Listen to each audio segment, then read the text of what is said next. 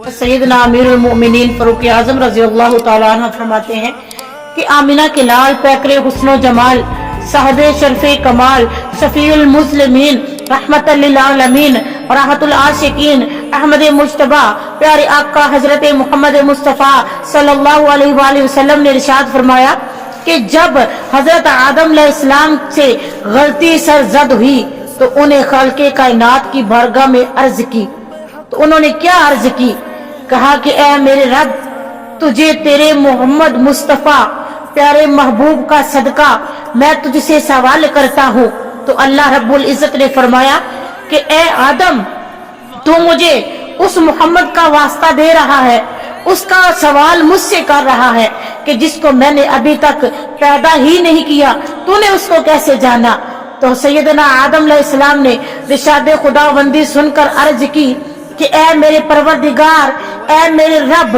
जब तूने मुझे अपने हाथों से पैदा किया, मुझ में अपनी रूह फूंकी, तो मैंने जब अपना सर उठाया तो अर्श के मैंने सतूनों पे लिखा हुआ देखा। मैंने क्या देखा था? एक तरफ ला इलाहा इल्लल्लाह लिखा हुआ है और साथ ही दूसरी तरफ मुहम्मद रसूलुल्लाह लिखा है। तो बस मैंने ये जान लिया कि जिसका नाम तूने अपने नाम के साथ मिलाकर लिखा है वो तुझे सारी महलूक से ज्यादा महबूब है।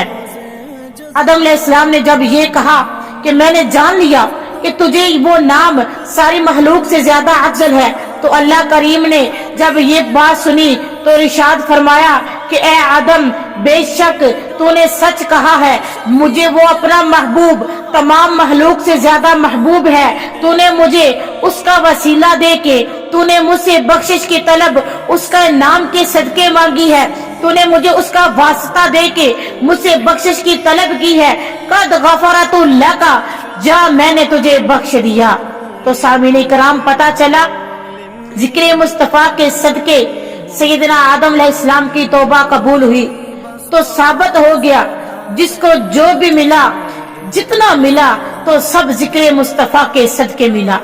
तो अल्लाह ताला ने जिसको जितना अता किया सब मुस्तफा के सदके अता किया। तो अब जरा तवज्जो फरमाए, आदम अलैहिस्सलाम की तौबा कबूल हुई तो जिक्र मुस्तफा के सदके, नूह अलैहिस्सलाम की कश्ती किनारे लगी तो जिक्र मुस्तफा के सदके, नबियों को नबूवत मिली तो जिक्र मुस्तफा के सदके, रसूलों को रिसालत मिली तो जिक्र मुस्तफा के सदके, सहाबा को सहाबियत मिली तो जिक्र मुस्तफा के सदके, वलियों को वलायत मिली तो जिक्र मुस्तफा के सदके, अबू बकर को सदाकत मिली तो मुस्तफा के सदके, उमर फारूक को अदालत मिली तो मुस्तफा के सदके, उस्मान गनी को सगावत मिली तो जिक्र मुस्तफा के सदके, अली को शुजाअत मिली तो जिक्र मुस्तफा के सदके, ताबीन को ताबियत मिली तो मुस्तफा के सदके, गौसों को